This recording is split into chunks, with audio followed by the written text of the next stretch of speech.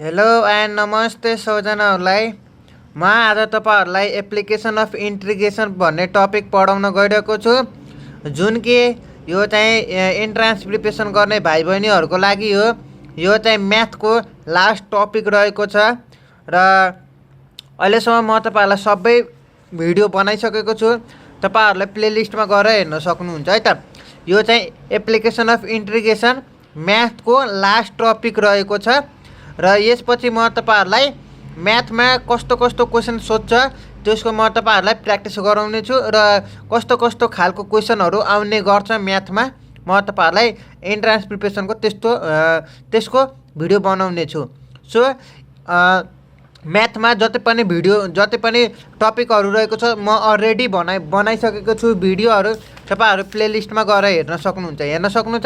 Math पोर्सनमा क्याल्कुलसको function र set, coordinate, geometry, algebra, ट्रिकोमेट्री यो सबै 5 वटाको मैले अलरेडी भिडियो बनाइसकेको छु। तपाईहरुले प्लेलिस्टमा गएर हेर्न सक्नुहुन्छ।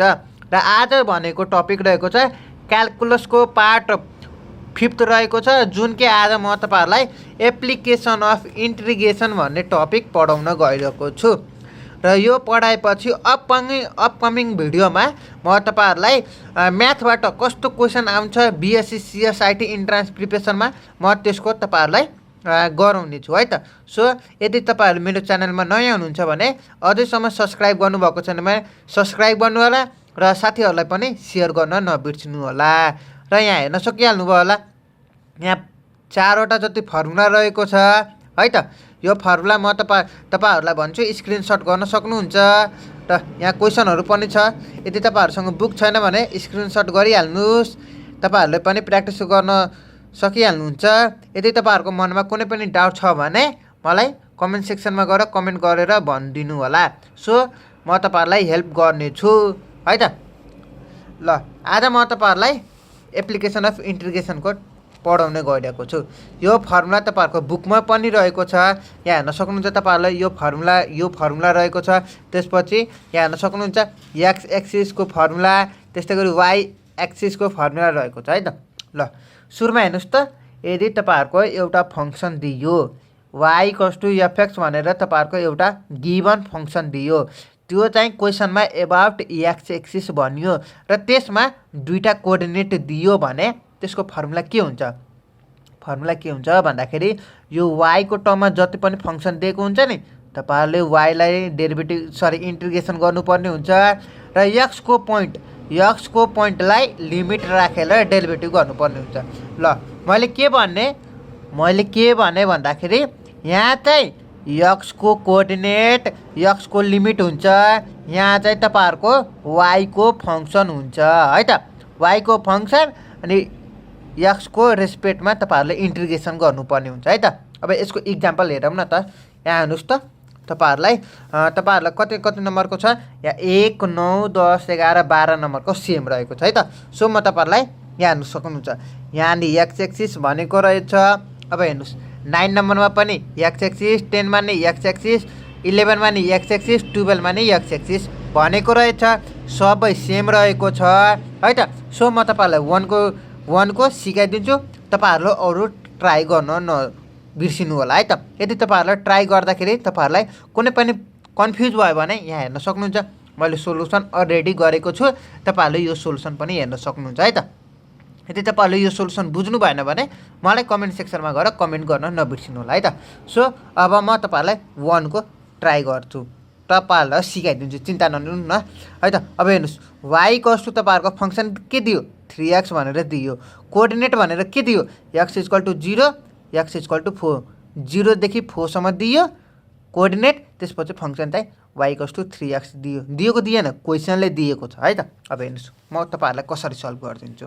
हेर्नुस् y = 3x भनेर फंक्सन दियो, कोअर्डिनेट तपाईहरुलाई x = 0 र अर्को x = 4 दियो। मैले के भने यहाँ चाहिँ y को फंक्सन र यहाँ चाहिँ लिमिट राख्दाखेरि x को लिमिट राख्नुपर्ने हुन्छ। x को लिमिट तपाईहरुको कुन छ? 0 र 4 छ कि छैन? 0 देखि 4 भयो। y को फंक्सन तपाईहरुको के भयो? y को टर्ममा के भयो भन्नुस् त? 3x भयो। सो तपाईहरुको क्वेशनमा छ। सो 3x dx अब यसलाई यसलाई इन्टिग्रेसन गर्नुहोस् त। इन्टिग्रेसन गर्दाखेरि के भयो, पावरमा 1 बढ्नियो, डेरिभेटिभ गर्दाखेरि पावरमा घट्ने हो कि होइन? हो। तपाईँहरूलाई यो नबिर्सिनुहोस् है त। अब हेर्नुहोस्, यो 3 लाई बाहिर निकालिदियो, 3 भनेको कन्स्टेन्ट भयो, कन्स्टेन्टलाई बाहिर निकालिदिए। अब चाहिँ 0 देखि 4 लिमिटको क्वेसन भयो, x dx भयो है त। अब हेर्नुहोस्, x को इन्टिग्रेसन गर्दाखेरि के बनेको रे, पावरमा 1 बन्नियो, तल डिनोमिनेटरमा नि 1 बढ्ने भयो हो कि? फर्मुला यो हो के इन्टिग्रेसनको। यदि तपाईँहरूको यो छ भने इन्टिग्रेसन गर्दाखेरि तपाईँहरूको यो हुन्छ के। अब यन भनेको तपाईँहरूको जति पनि हुनसक्छ है त। अब यही टर्ममा n + 1 है त। अब यही टर्ममा तपाईँहरूको यो हो। त यो केसमा के भयो त, x को पावर 1 भयो। यो केसमा अब 1 ले बढाउने त हो नि, 1 ले बढाएपछि 1 मा 1 जोड्दाखेरि 2 भयो। त्यही नै तल पनि यो n भनेको तपाईँहरूको 1 भयो अलरेडी, अनि 1 ले बढाउँदाखेरि 2 भयो। सो तपाईँहरूको यो भयो है त। अब 3 को बाहिर भयो। अब x को होल स्क्वायर छ कि छैन, अब लिमिट राख्नुहोस् त। x भनेको पहिला सुरुको अप्पर लिमिट, यसलाई अप्पर लिमिट भन्छ, यसलाई लोवर लिमिट भन्छ है त। अब अप्पर लिमिट राख्दाखेरि 4 को whole square minus lower limit 0 राख्नुहुन्छ भने 0 भयो। सो अब के गर्नुहोस्, 4 को होल स्क्वायर 16 भयो, डिभाइड बाई 2 भयो। अब यो क्यालकुलेसन गर्न त तपाईँहरूलाई आइहाल्छ, क्यालकुलेटर तपाईँहरूले युज गर्न सकिहाल्नुहुन्छ। क्यालकुलेटर तपाईँहरूको इक्जाममा एलाउड हुन्छ। सो तपाईँहरूको क्यालकुलेसन गर्नुहुन्छ भने 24 आयो। अब यो 24 कुन अप्सनमा छ त, हेर्नुहोस् त, एमा छ। सो तपाईँहरूको राइट एन्सर ए रहेको छ है त। अब त्यस्तै गरी 9, 10, 11, 12 को ट्राई गर्नुहोस्। यहाँ सोल्युसन पनि रहेको छ। यदि तपाईँहरूले बुझ्नु भएन भने मलाई सोध्न सक्नुहुन्छ। आई होप तपाईँहरूले यो 1 को बुझिसक्नुभयो होला। के भनेको थियो, x एक्सिसमा फर्मुला यो भयो है त। अब y एक्सिसको फर्मुला के त, y एक्सिसको फर्मुला हेर्नुहोस् त। y एक्सिसमा x को टर्ममा x को टर्ममा फङ्सन लेख्ने, लिमिट चाहिँ y कोमा लेख्ने हो है त। लिमिट चाहिँ तपाईँहरूको y को हुनुपर्ने हो है त। y को लिमिट x को टर्ममा फङ्सन है त। यहाँ हेर्नुहोस् त, x = fy छ कि छैन? हो, यो fy चाहिँ तपाईँहरूको फङ्सन भयो। dy को रेस्पेक्टमा तपाईँहरूले इन्टिग्रेसन गर्नुपर्ने हुन्छ। र यहाँ चाहिँ तपाईँहरूको लिमिट के को छ, y को छ कि छैन? सो y को तपाईँहरूलाई लिमिट हुने भयो, y को लिमिट भयो। अब यसलाई इक्जाम्पलको रूपमा हेरौँ न त, इक्जाम्पलमा कस्तो हुन्छ त। अब हेर्नुहोस्, तपाईँहरूलाई यो क्वेसन दियो, हेर्नुहोस् त। The area bounded by the parabola y² = x भन्यो। The line y = 4 and y axis भनेको छ। यहाँ हेर्नुहोस् त, y एक्सिस भनेको छ, यहाँ y एक्सिस भनेको छ, यहाँ चाहिँ तपाईँहरूको y² = x भनेको छ। लाइन तपाईँहरूको y = 4 दिएको छ। एउटा मात्र लाइन दिएको छ। सो यो केसमा के भयो त, अब तपाईँहरूको एउटा लाइन तपाईँहरूको 4 भयो, अर्को चाहिँ 0 भएको, 0 to 4 हुन्छ तपाईँहरूको है त। यदि तपाईँहरूको लाइन चाहिँ तपाईँहरूको एउटा मात्र दियो भने अर्को तपाईँहरूले 0 देखि लिमिट चाहिँ तपाईँहरूले 0 देखि 4 सम्म गर्नुपर्ने हुन्छ है त। अब हेर्नुहोस्, y² = x हो कि होइन? अब हेर्नुहोस् त, x = y² पनि लेख्न पाइन्छ। यो भन्नु र यो भन्नु तपाईँहरूको दुईटा हो र होइन नि त? यो भन्नु र यो भन्नु एउटै हो नि त। हो।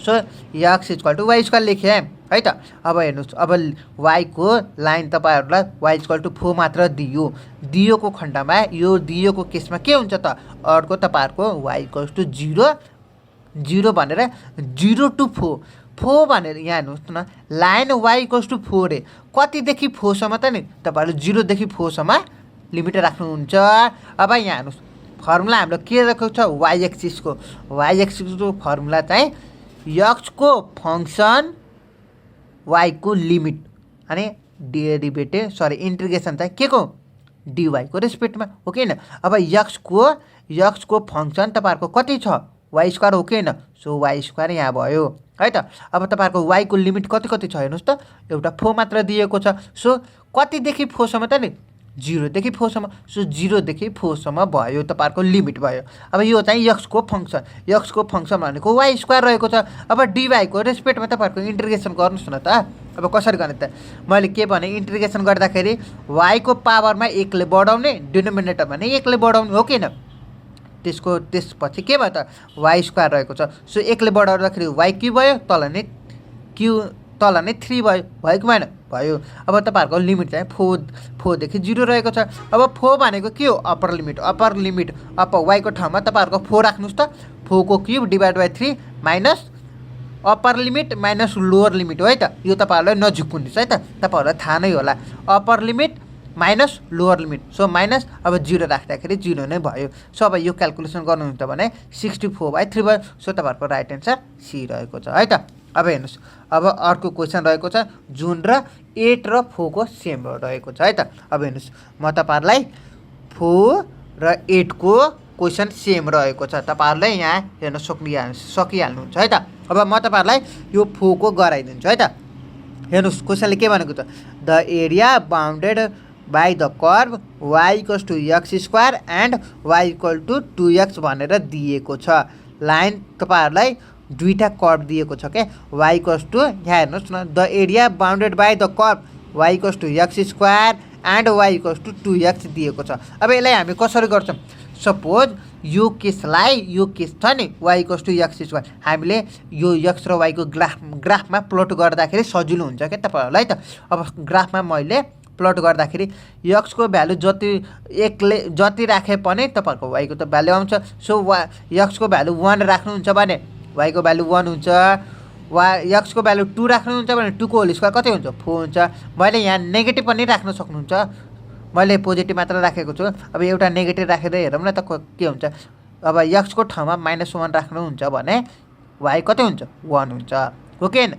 -1 को स्क्वायर गर्दाखेरि पोजिटिभ हुन्छ तपाईँहरूलाई थाहा होला। सो तपाईँहरूले अब ग्राफबाट तपाईँहरूलाई सजिलो हुन्छ भनेर यो तपाईँहरूले आफै मन लाग्दो पोइन्ट प्लट गरेर तपाईँहरू ग्राफमा प्लट गरेपछि तपाईँहरूले इजिली बुझिहाल्नुहुन्छ भनेर म तपाईँहरूलाई ग्राफबाट सिकाउँदैछु है त। अब हेर्नुहोस् यो पनि अर्को पनि लाइन दिएको छ क्वेसनमा हेर्नुहुन्छ भने y इक्वल्स टु एउटा यो दिएको छ अनि अर्को चाहिँ y इक्वल्स टु 2x भनेर दुईटा कर्भ दिएको छ है त। अब y इक्वल्स टु 2x अब यसैले तपाईँहरूलाई हो यसमा नेगेटिभ पनि राख्न सक्नुहुन्छ पोजिटिभ पनि राख्न सक्नुहुन्छ है त।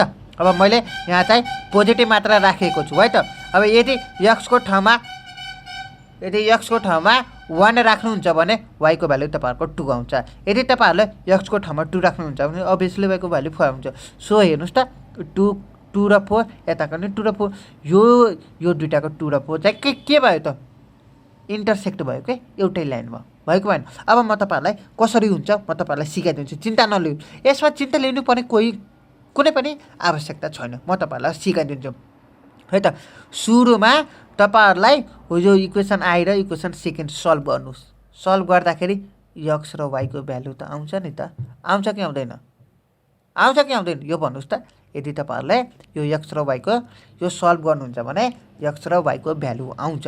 सो मैले के गरेँ हेर्नुहोस् त यो y को ठाउँमा मैले हो यो 2x को राखिदिएँ क्या। यो y को ठाउँमा मैले 2x राखिदिएँ। हेर्नुहोस् त यो y को ठाउँमा मैले 2x यो यता प्लस थियो यता जाँदा माइनस भयो -x स्क्वायर इक्वल्स टु 0। अब यसबाट मैले x को भ्यालु निकालिदिएँ।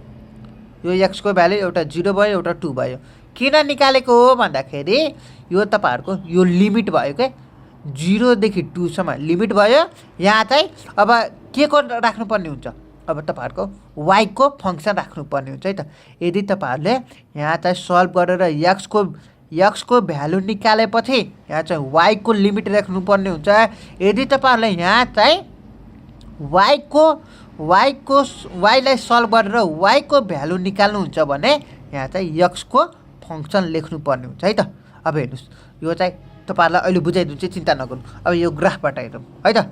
अब हेर्नुहोस् यो तपाईँहरूको यो कर्भ छ नि यो कर्भ तपाईँहरूको y equals to x square भयो। हो यो पोइन्टहरू तपाईँहरूले ग्राफमा प्लट गर्नुहुन्छ भने हो यस्तो छड्के आउँछ क्या, हो यो c भनेर आउँछ, c को सेपमा आउँछ, तपाईँहरूलाई थाहा नै होला। ल अब यो छ नि y इक्वल्स टु 2x हो यहाँदेखि तपाईँहरूले प्लट गर्नुहुन्छ भने यस्तो आउँछ। हो यो ग्राफ र यो ग्राफको इन्टरसेक्टिङ पोइन्ट कहाँ हेर्नुहोस् त 2,4 यो दुईटाको बिचको इन्टरसेक्टिङ पोइन्ट होइन त नि भएको भएन भयो। सो तपाईँहरूको यो चाहिँ यहाँदेखि यहाँसम्मको डिस्टेन्स कति भयो 2 भयो र यहाँदेखि यहाँसम्मको डिस्टेन्स कति भयो 4 भयो। सो अब हामीले के गर्छौँ त भन्दाखेरि अब हेर्नुहोस् मैले तपाईँहरूलाई कसरी गर्छु त। अब हेर्नुहोस् यो चाहिँ भयो तपाईँहरूको हेर्नुहोस् यो चाहिँ तपाईँहरूलाई यक्सको भ्यालु सल्भ गरेर लिमिट निकाल्नु भयो, यक्सको भ्यालु सल्भ गरेर लिमिट निकाल्नु भयो र यहाँ चाहिँ वाइको टर्ममा फङ्सन लेख्नुभयो।